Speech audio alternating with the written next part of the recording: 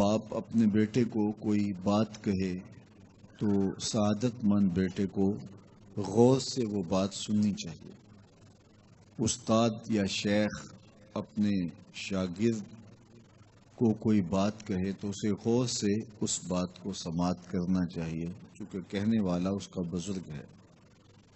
لیکن وہ بزرگ، وہ شیخ، وہ استاد اگر ساتھ قسم بھی کرے تو پھر اور زیادہ مضمون کی اہمیت ہو جاتی ہے کہ یہ کوئی اہم مضمون تھا جس سے قبل قسم کی جا رہی ہے۔ اب یہاں جو ارشاد فرمایا جانے لگا ہے اس سے قبل میرے رب نے رب ہو کے قسم کی ہے۔ میرا مالک تو یوں بھی کہہ دیتا تو کافی تھا، لیکن مضمون اتنا اہم ہے کہ اس کو بیان کرنے سے قبل میرے رب نے قسم کی، اور پھر قسم بھی ایک نہیں کی، 5 قسمیں کی۔ والعادیات ضبحا، قسم ہے ان گھوڑوں کی جب وہ تیز دوڑیں تو ان کے سینوں سے آواز نکلتی ہے۔ راہ حق میں جہاد کے لیے جب گھوڑے دوڑتے ہیں تو ان کے سینوں سے نکلنے والی آواز اللہ کو کتنی محبوب ہے کہ ان گھوڑوں کی قسم کی۔ فالموریات قدحا، اور وہی گھوڑے جب برق رفتاری سے دوڑتے ہیں اور پتھریلی زمین میں جب ان کا گزر ہوتا ہے تو ان کے پاؤں سے لگی ہوئی کھریوں کے ٹکرانے سے پتھروں سے جو شرارے نکلتے ہیں، اللہ فرماتا ہے کہ میں ان گھوڑوں کی قسمیں کرتا ہوں کہ جن کے پاؤں سے لگی ہوئی کھریوں کے ٹکرانے سے پتھروں سے شرارے نکلے۔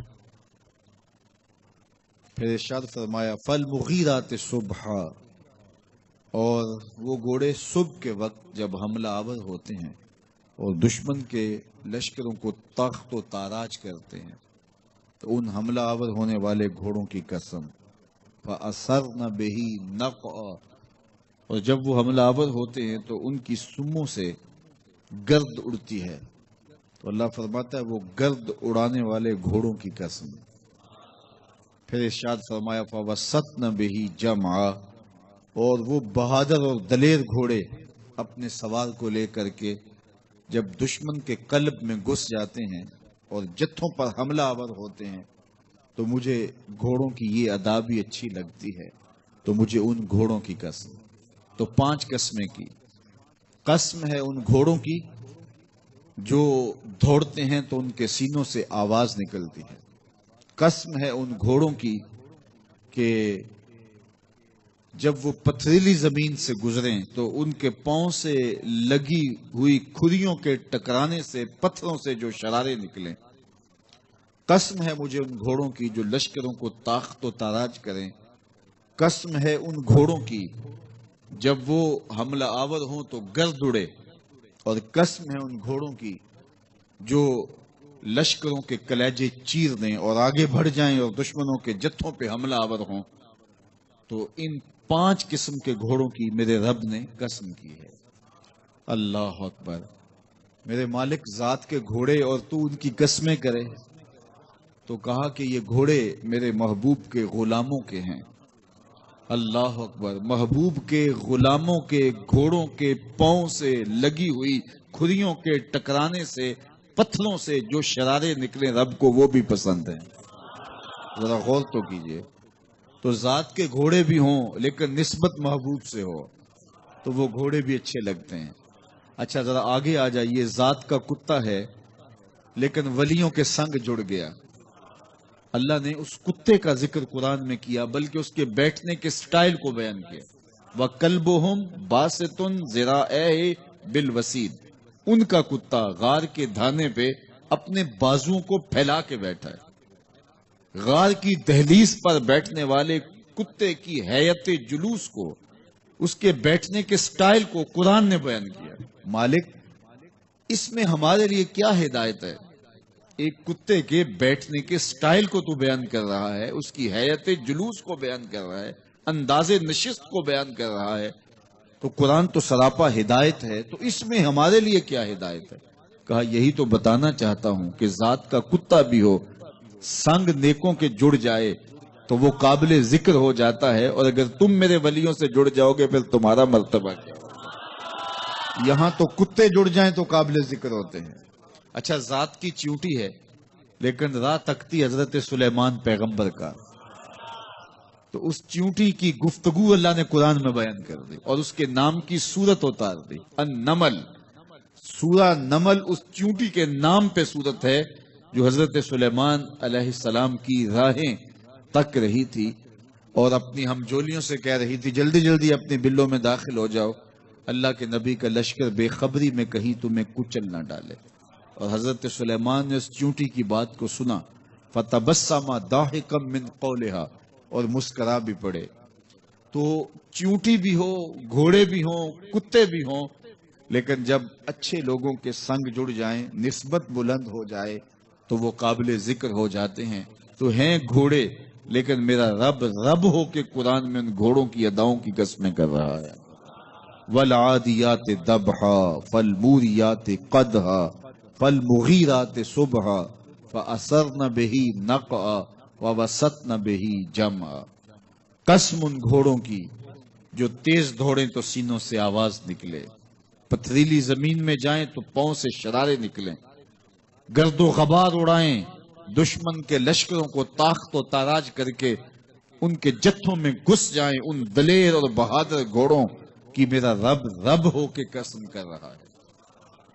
یہاں قسم کی بات چلی تو اللہ نے محبوب کے گھوڑوں کی قسم کی، گھوڑوں کی اداؤں کو پسند کیا۔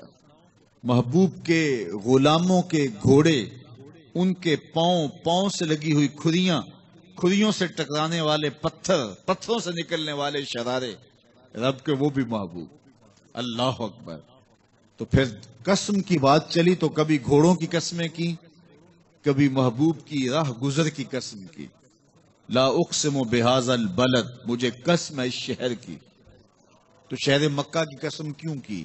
وہاں کعبۃ اللہ ہے، مقام ابراہیم ہے، چاہے زمزم ہے، صفا و مروہ ہے، مزدلفہ ہے، منا ہے، عرفات ہے، قدم قدم انوار کی برستی برکھا ہے، مطاف ہے، حتیم ہے، مستجاب ہے، مستجار ہے، ملتزم ہے، باب کعبہ ہے، سقف بیت اللہ ہے، قدم قدم پہ انوار برس رہے ہیں۔ شاید میرے رب نے قسم اس لیے کی ہو، شاید قسم اس لیے کی ہو، لیکن میرا رب کہتا ہے لا اقسم بہذا البلد، مجھے قسم ہے شہر کی، یعنی شہر مکہ کی۔ کیوں؟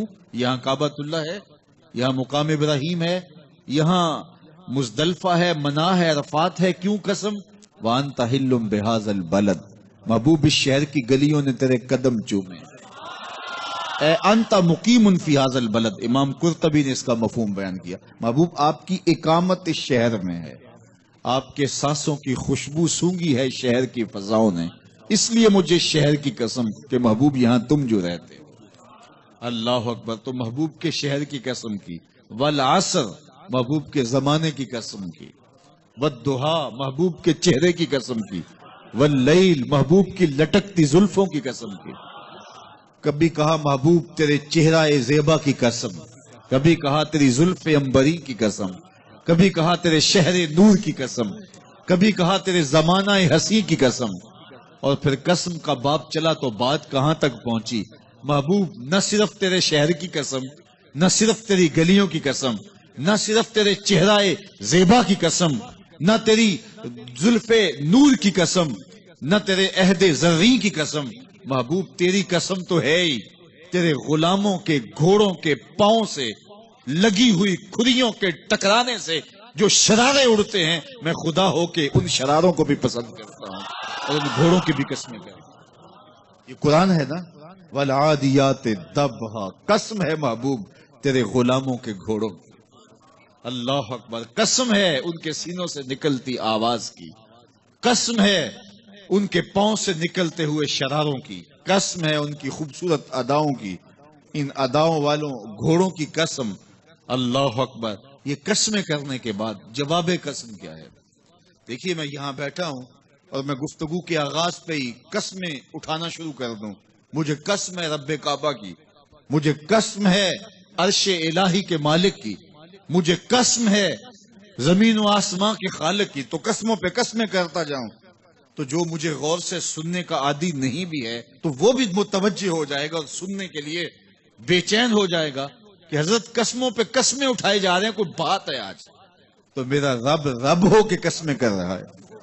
تو اس کے بعد جواب قسم کیا ہے؟ تو کان کھڑے ہو گئے، روحوں میں پیاس بڑھ گئی اور سماعتیں بچھ گئی کہ میرے مالک تو قسموں پہ قسمیں کر رہے. کبھی گھوڑوں کی اداؤں کی قسمیں، کبھی ان کے سینوں سے نکلتے ہوئے جو ہے وہ اس مہیب آواز کی قسمیں، کبھی پاؤں سے اڑتے ہوئے شراروں کی باتیں، اور کبھی ان کے پاؤں سے اڑتی ہوئی دھول کی کہانیاں.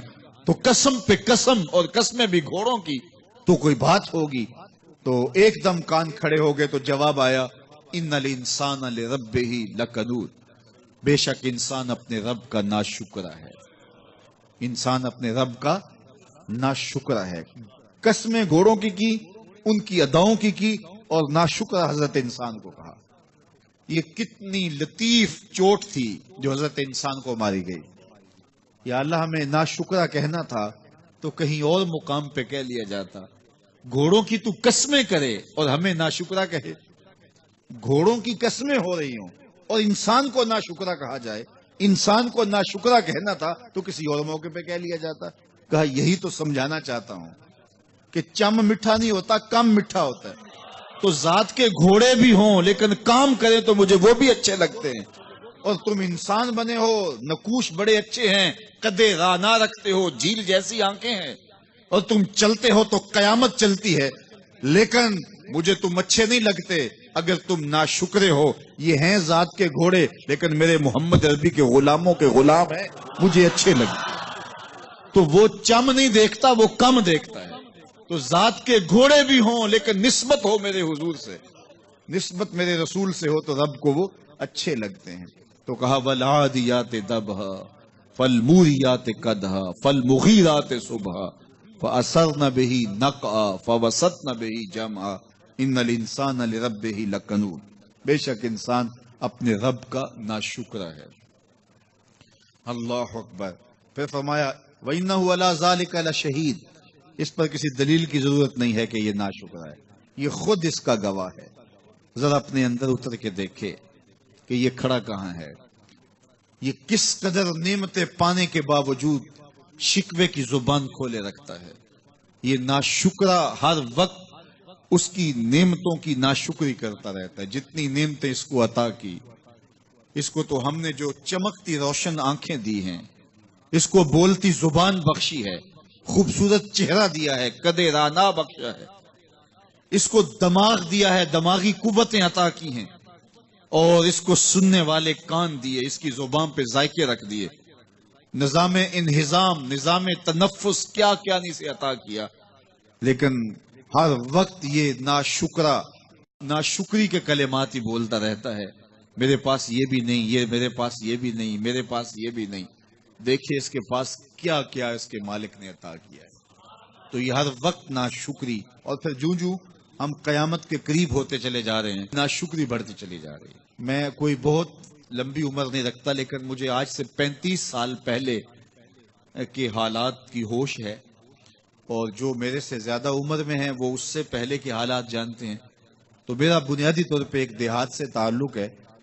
تو میں اچھی طرح جانتا ہوں کہ لوگوں کے پاس جو آج کچھ ہے وہ آج سے 35-40 سال پیچھے نہیں تھا. بالخصوص دیہاتوں کے اندر لوگوں کے پاس ایک یا دو جوڑے ہوتے تھے اور انہیں بار بار پہنتے تھے. کسی شادی یا بیاہ کے موقع پہ جانا ہوتا تو بعض اوقات کسی سے وہ لباس یا جوتے مانگ کے لے کے جاتے. مجھے اچھی طرح یاد ہے کہ اس زمانے میں لوگ اپنے کندھے پر ایک کپڑا رکھا کرتے تھے، اور شادی پر اگر کسی نے جانا ہوتا تو جس کا کپڑا بہت اچھا ہوتا تو اس سے وہ مانگ لیا کرتے تھے کہ میں نے ذرا شادی پہ جانا ہے. بڑے بھائی کے جوتے پہن لیا کرتے تھے، اور اسی طرح گزر ہوتا تھا. کبھی کوئی شکوہ زبان میں پیدا نہیں ہوا تھا اور لوگوں کے شکستہ سے کچے گھر ہوتے تھے، اور گھر کے صحن میں ایک درخت ہوتا تھا، دوپہر وہاں کاٹ لیتے تھے۔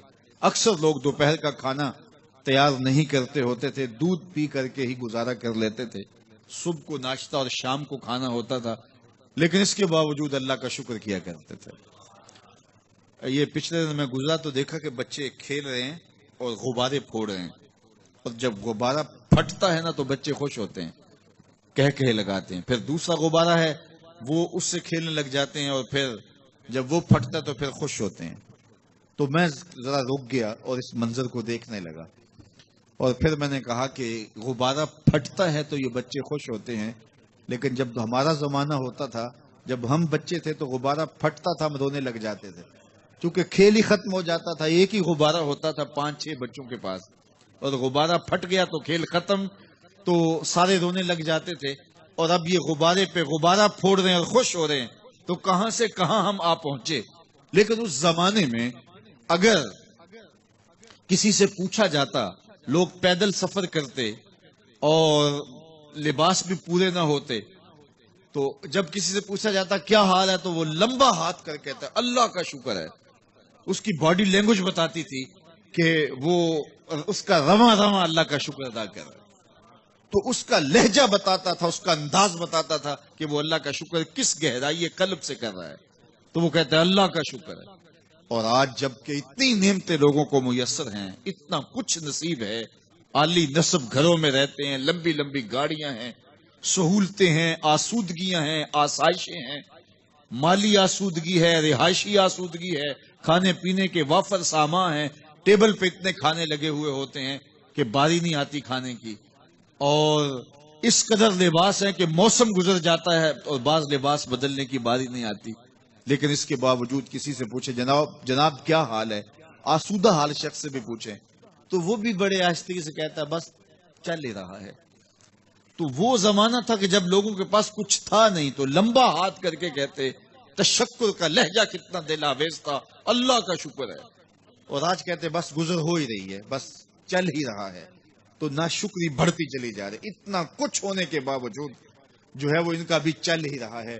تو کہا ان الانسان لربہ لکنود، بے شک انسان اپنے رب کا ناشکر ہے۔ اتنی نعمتیں کھانے کے باوجود، اتنی دولتیں سمیٹنے کے باوجود، اتنی عزتیں پانے کے باوجود، اتنی آسائشیں حاصل کر چکنے کے باوجود، دولت کے اتنے انبار رکھنے کے باوجود، اس کی زبان بولتے ہوئے کتنے بخل سے کام لیتی ہے کہ بس گزر اوقات ہو ہی رہی ہے۔ اور میاں تیرے رب نے تجھے اتنا کچھ دیا، یہ دولتیں، یہ دولتوں کے انبار، یہ آسودگیاں، یہ بہاریں، یہ سب کچھ نہ ہوتا، تجھے زندگی بخش دی تھی، اس کا ہی شکر تیرے اوپر واجب تھا۔ اللہ اکبر۔ اللہ نے حضرت انسان کو یہ جو کچھ دیا ہے، کتنی چیزیں ہیں ہمیں پتہ بھی نہیں کہ وہ نعمت ہے، لیکن اللہ نے ہمیں عطا کی ہے۔ دنیا کا ایک امیر ترین شخص تھا اناسس، تو اس کے یہ آنکھوں کے جو پپوٹے تھے یہ کام کرنا چھوڑ گئے۔ ہمیں کبھی اس کا احساس بھی نہیں ہوا کہ یہ کوئی نعمت ہے۔ آٹومیٹک سسٹم میرے رب نے لگایا ہے، ادھر تنکا اڑا ادھر آنکھ بند ہو گئی، لیکن اس کو مسئلہ کیا ہوا کہ یہ پٹھے اس کے ختم ہو گئے اور وہ اپنی مرضی سے آنکھیں نہیں بند کر سکتا تھا۔ ڈاکٹر سلوشن ٹیپ لگا کے آنکھیں کھول دیتا اور جب اس نے سونا ہوتا تو وہ بند کر دیتا۔ دنیا کے امیر ترین لوگوں میں سے ایک نام تھا، تو کسی نے اس سے پوچھا کہ تیری زندگی کی سب سے بڑی خواہش؟ اس نے کاش اپنی آنکھیں اپنی مرضی سے کھول سکوں۔ کہا اس کے لیے تجھے کوئی قیمت لگانی پڑے تو کتنے پیسے لگا سکتا ہے؟ کہا ساری دولت لگ جائے، کاش میں اپنی آنکھیں اپنی مرضی سے کھول سکوں۔ مجھے یہ بتائیے کہ حضرت انسان کو کیا کچھ نہیں اللہ نے دیا۔ یہ لعاب ہے نا، لعاب ہم روز تھوکتے ہیں، یہ مقدار سے کچھ کم ہو جائے تو بولنے میں دقت، نظام انہضام خراب۔ یہ جو لعاب ہمارے منہ میں آتا ہے جو ہم تھوک دیتے ہیں، یہ قدرتی گریس ہے جو بولنے میں مدد دیتی ہے، نظام انہضام کو ٹھیک رکھتی ہے۔ اور اگر یہ لعاب کم ہو جائے مقدار سے تو نظم خراب ہو جائے۔ اللہ اکبر۔ تو ہم نے کبھی سوچا کہ یہ بھی نعمتیں ہیں؟ باقی روشن آنکھیں، چمکتا چہرہ اور زور آور ہاتھ، چوڑی چھاتی، دھڑکتا دل، اور کہتے ہیں اس دماغ کا اگر کمپیوٹر تیار کیا جائے تو نیو یارک شہر سے بڑا ایک بکریاں چرانے والے شخص کے دماغ کا کمپیوٹر بنے۔ یہ حضرت انسان کو اللہ نے اتنا کچھ دیا ہے، اور پھر اس کو نعمتیں دی، عزتیں دی، جائیدادیں، زمینیں، لمبی لمبی گاڑیاں، عالی نسب پلازے، کتنا کچھ دیا، پھر خوبصورت اولادیں دی، کیا تسکین قلب کے لیے رکھا اس نے۔ تو اس کے باوجود بھی یہ کہہ رہا ہے بس چل رہا ہے، گزر اوقات ہو رہی ہے۔ ان الانسان لربہ لکنود، انسان اپنے رب کا کتنا ناشکرا ہے، اس نے کیا کچھ اسے عطا کیا، کیا کچھ عطا کیا، لیکن یہ شکر کا کلمہ بھی نہیں بولتا، بخل سے کام لیتا ہے، تو کہا یہ ناشکرا ہے، اور اس پر کوئی خارج سے دلیل لانے کی ضرورت بھی نہیں ہے۔ وَإِنَّهُ عَلَىٰ ذَلِكَ لَشَهِيدٌ، اور یہ خود اس پہ گواہ ہے۔ ذرا اپنے اندر اتر کے دیکھے تو یہ کتنا بخل کرتا ہے شکر ادا کرنے میں، اسے خود سمجھ آ جائے گی۔ وَإِنَّهُ لِحُبِّ الْخَيْرِ لَشَدِيدٌ، اور اس کی ایک خصلت یہ ہے کہ یہ دولت کی محبت میں بڑا سخت ہے۔ دولت کی محبت یہ بہت زیادہ اپنے سینے میں پال چکا ہے، اور یہ دولت اس کی محبوبہ بن گئی ہے۔ دولت تو اس کی ضرورت ہونی چاہیے تھی، لیکن اس نے اس کو اپنی محبوبہ بنا لیا۔ وَإِنَّهُ لِحُبِّ الْخَيْرِ لَشَدِيدٌ، اس کو محبت زر شدت سے ہو گئی ہے، سویر سے شام تک اس کا وظیفہ ہی یہی ہے، اس کی زندگی کے اندر منصوبے یہ چلتے ہیں۔ اللہ نے اتنا نوازا ہوا ہے، اس کی ساری زندگی آسودگی سے گزر سکتی جتنا اس کے پاس موجود ہے، لیکن اس کے باوجود ہر وقت اس کے دماغ کے فیتے پہ یہی چلتا ہے، اور یہی کہانی چلتی ہے، یہ زیادہ کیسے ہو، یہ زیادہ کیسے ہو، یہ زیادہ کیسے ہو۔ اس اضطراب نے اس کو بے چین کر دیا ہے، اور خواہش زر نے، حوث زر نے اس کا چین چھین لیا ہے، اور اتنی محبت جاگزی ہوگی اس کے دل میں کہ اللہ کی محبت کے لیے اس کے دل میں جگہ ہی نہیں بچی۔ وَإِنَّهُ لِحُبِّ الْخَيْرِ لَشَدِيدٌ، اللہ اکبر۔ اب پہلے گھوڑوں کی اداؤں کی قسمیں کی، پھر اس کے بعد حضرت انسان کی یہ جو بڑی خامیاں تھی، جو خامیاں جڑ ہیں اس کی باقی خامیوں کی، ان کو بیان کیا۔ ایک تو ناشکرا ہے، جو ملا ہے اس پہ یہ شکر ادا نہیں کرتا، حالانکہ اگر وہ شکر ادا کرے، رب کا وعدہ ہے کہ اگر تم شکر ادا کرو گے میں اور زیادہ دوں گا۔ ایک تو یہ شکر نہیں کرتا، اور دوسرا یہ ہے کہ دولت کی محبت اس کے رگو ریشہ میں رچ بس گئی ہے۔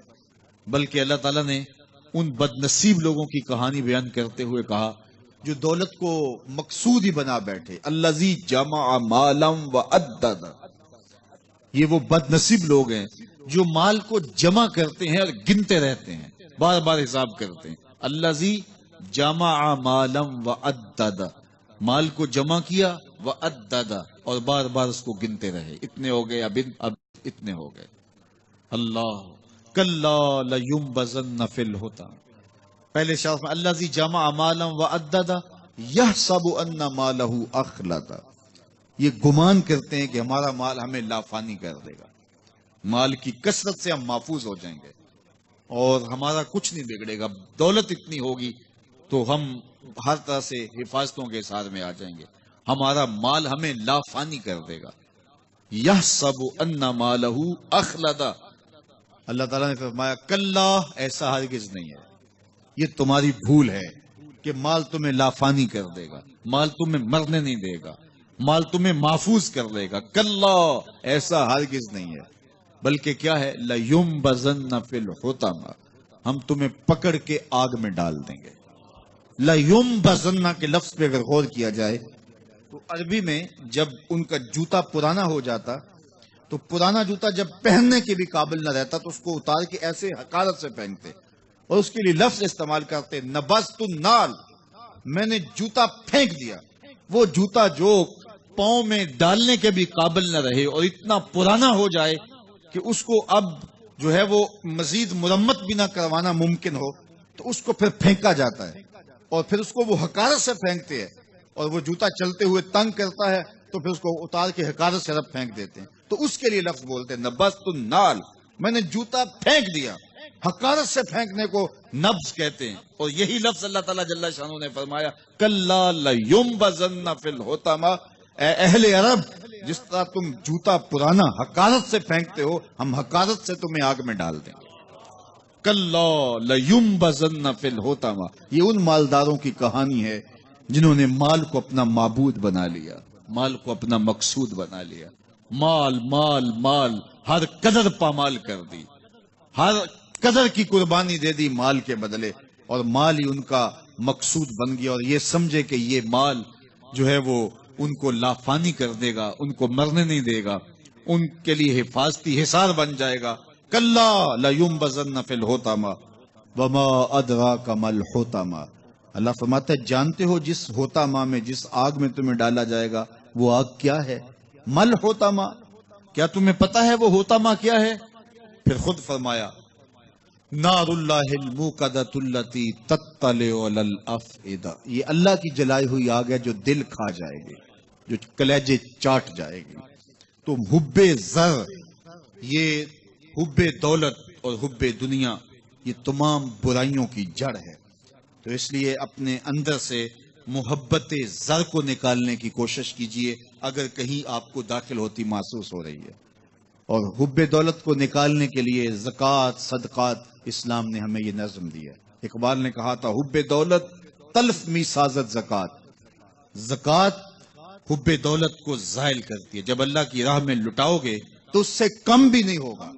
میرے حضور نے 3 چیزیں قسم کر کے کہیں، حضرت ابو کبشہ الانماری رضی اللہ تعالیٰ عنہ سے مروی ہے، میرے حضور نے ارشاد فرمایا اگر کوئی شخص کسی کو معاف کر دیتا ہے تو اس کی عزت کم نہیں ہوگی، میں محمد اللہ کی قسم اٹھاتا ہوں۔ دوسری بات میرے حضور نے فرمائی کہ جو شخص مانگنے لگ جاتا ہے، سوال کا دروازہ کھول لیتا ہے، اللہ اس کے لیے محتاجی کا دروازہ کھول دیتا ہے، اس کی کبھی کمی پوری نہیں ہوتی۔ اور تیسری بات میرے حضور نے قسم کر کے کہی ما نقص مال عبد من صدقہ، کہا میں اللہ کی قسم اٹھا کے کہتا ہوں کہ صدقے سے مال کم نہیں ہوتا، صدقے سے مال گھٹتا نہیں ہے۔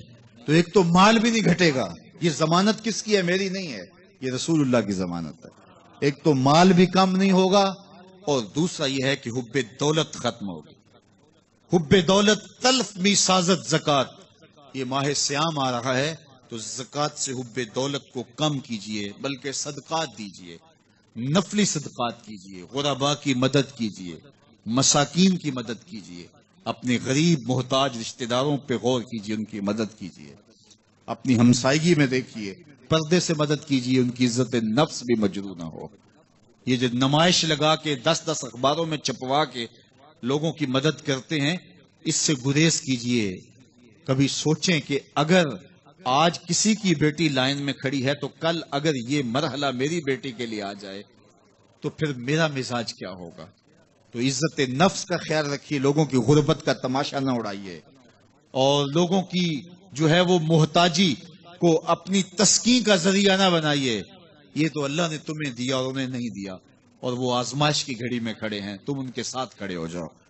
تو لوگوں کی مدد کیجئے، دکھیوں کے کام آئیے، مساجد کی جو ہے وہ تعمیر کیجئے، مدارس دینیہ کے ساتھ وابستہ رہیے، اور لوگوں کی فلاح کے لیے، بہتری کے لیے کام کیجئے۔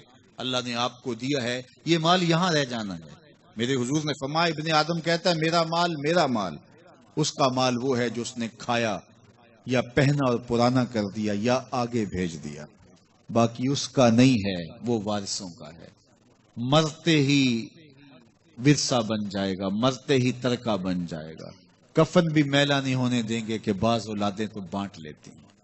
اللہ اکبر، وہ گھر جو ان کے لیے بنایا تھا، ایک رات بھی تجھے اس گھر میں رکھنے کے لیے تیار نہیں ہوں گے۔ آج تیرا نام چھن گیا، آج کوئی یہ نہیں کہتا کہ پیچھے سے امام کے اور حاضر اس چودھری صاحب کے، حاضر اس میت کے، آج تو ڈیڈ باڈی بن گیا، آج تو میت بن گیا۔ آج خان صاحب، ملک صاحب، چودھری صاحب، پیر صاحب، مفتی صاحب، تیرے سارے ٹائٹل چھین لیے گئے۔ آج پیچھے اس امام کے اور دعا واسطے حاضر اس میت کے، آج تو میت بن گیا۔ آج تیرا لباس بھی پھاڑ کے اتارا ہے، آج تیرے انگوٹھے باندھ دیے گئے ہیں، ناک میں روئی ٹھونس دی گئی ہے۔ آج تو غسال کے رحم و کرم پہ ہیں، وہ تجھے ادھر الٹ دے یا ادھر پلٹ دے، اب تیرے پاس کوئی اختیار ہی باقی نہیں رہا۔ میاں صاحب بولے جاندی واری ڈرونا بنےوں تے ہاتھ نہ لاندے ڈرتے۔ آج اولاد بھی دور ہے، پوتے اور پوتیاں بھی ڈرتی ہیں، جاندی واری ڈرونا بنےوں تے ہاتھ نہ لاندے ڈر دے، جنہ لئی تو پاپ کمائے اج کتھے نہیں تیرے کر دے۔ آج سارے چلے گئے، تو آج اپنے ہاتھ سے اپنی زندگی کو سنوارنے کے عمل کی طرف بڑھیں اور راہ خدا میں خرچ کریں، دکھیوں، مجبوروں اور لاچاروں کے کام آئیں۔ اللہ آپ کی مدد کرے گا اور حب دنیا کم ہوگی۔ اللہ تعالیٰ جل شانہ نے سورہ عادیات میں پہلی 5 آیات میں قسمیں کی، پھر 3 آیات میں جو ہے وہ حضرت انسان کی وہ کمیاں، کوتاہیاں جن کی بنیاد پر باقی گناہ سرزد ہوتے ہیں ان کو بیان کیا، اور اس کے بعد پھر علاج بھی قرآن نے بتایا، اور کس قدر اس کو چوٹ لگائی۔ افلا یعلم اذا بعثر ما فی القبور وحصل ما فی الصدور ان ربهم بهم یومئذ لخبیر۔ افلا یعلم اذا بعثر ما فی القبور، اے اکڑ کے چلنے والے، اے ناشکر انسان، اے دولت کے پجاری، وہ وقت یاد کر جب تو قبر سے اٹھایا جائے گا۔ اس وقت کفن بھی چھین لیا جائے گا۔ اب سب کو چھین لیا گیا، دولت، بینک بیلنس، تیری جائیدادیں، پلازے، گاڑیاں، گھر، کوٹھیاں، بنگلے، سب کچھ یہیں رہ گیا، صرف ایک چادر کفن کے لے کے جا رہا ہے۔ لیکن جب قبر سے اٹھایا جائے گا یہ کفن کی چادر بھی رہ جائے گی، برہنہ اٹھایا جائے گا۔ اللہ اکبر! نہ پاؤں میں جوتے، نہ سر پہ پگڑی، نہ بدن پہ کپڑا، برہنہ اٹھایا جائے گا۔ سیدہ عائشہ رضی اللہ تعالیٰ عنہ نے سنا تو کانپنے لگی، عرض کی حضور قبر سے برہنہ اٹھائے جائیں گے تو ایک دوسرے سے حیا نہیں آئے گی؟ فرمایا عائشہ معاملہ اس سے بھی آگے ہے، کسی کو ہوش ہوگی تو حیا آئے گی، ہوش اڑے ہوئے ہوں گے، خوف قیامت طاری ہوگا، قبروں سے یوں لوگ اٹھائے جائیں گے۔ افلا یعلم اذا بعثر ما فی القبور، اب بوسرا کا جو مفہوم ہے، جو ترجمہ اور معنی ہے وہ تو رہے، بوسرا کا جو صوتی آہنگ ہے، جب بولتے ہوئے ایک جھٹکا لگتا ہے تو قبروں سے اٹھتے ہوئے لوگوں کی کیفیت معلوم کرنے کے لیے بوسرا کا صوتی آہنگ ہی کافی ہے۔ افلا یعلم اذا بعثر ما فی القبور وحصل ما فی الصدور، حصلہ کے اوپر جو تشدید ہے، یہ معنی کو کتنی خوبصورتی کے ساتھ ایک مجسم پیکر میں سامنے لا رہی ہے۔ اللہ فرماتا پھر وہ وقت آئے گا جو سینے میں ہوگا وہ تشت ازبام ہو جائے گا۔ آج آپ مجھے نیک سمجھتے ہیں، میں آپ کو اچھا سمجھتا ہوں، لیکن میرے سینے کے اندر کیا چل رہا ہے یہ آپ کو نہیں پتا۔ یہ میں تقریر چہک چہک کے کر رہا ہوں، اس کے پیچھے کیا ہے؟ میں آپ کے دل اپنی جانب موڑنا چاہتا ہوں، آپ کی جیبیں خالی کرنا چاہتا ہوں، یا میں آپ کے سامنے پاک اور ستھرا اور بڑا جو ہے وہ نیکوکار بننا چاہتا ہوں، یا میرا مقصد رضائے الہی ہے؟ یہ مجھے پتا ہے، آپ کو نہیں پتا۔ آپ کہاں ہیں، کہاں کھڑے ہیں، میں آپ کو اچھا سمجھتا ہوں، لیکن آپ کو پتا ہے کہ ہم کہاں کھڑے ہیں۔ لیکن قیامت کے دن یہ ساری چیزیں سامنے آ جائیں گی۔ وَحُصِّلَ مَا فِي الصُّدُورِ، اور سورہ الطارق میں فرمایا یوم تبلی السرائر فما لہ من قوت ولا ناصر، اس دن سارے راز کھول دیے جائیں گے اور کوئی طاقت نہیں ہوگی جو ان رازوں کو کھلنے سے روک سکے گا۔ آج طاقتور کی بات نہیں کھلتی اور کمزور کی بات اچھال دی جاتی ہے، لیکن وہ وقت آنے والا ہے یوم تبلی السرائر فما لہ من قوت ولا ناصر، نہ زور کے بل پہ، نہ زر کے بل پہ، نہ کسی اور بل پہ کسی کام کو روکا جا سکے گا، ہر شے تشت ازبام ہو جائے گی۔ وہ کتنا سخت دن ہوگا۔ اے داور حشر میرا نامہ اعمال نہ پوچھ، اس میں کئی پردہ نشینوں کے بھی نام آتے ہیں، تو وہ کتنا سخت دن ہوگا۔ وَحُصِّلَ مَا فِي الصُّدُورِ إِنَّ رَبَّهُمْ بِهِمْ يَوْمَئِذٍ لَخَبِيرٌ، بے شک ان کا رب اس دن ان سے خوب باخبر ہوگا۔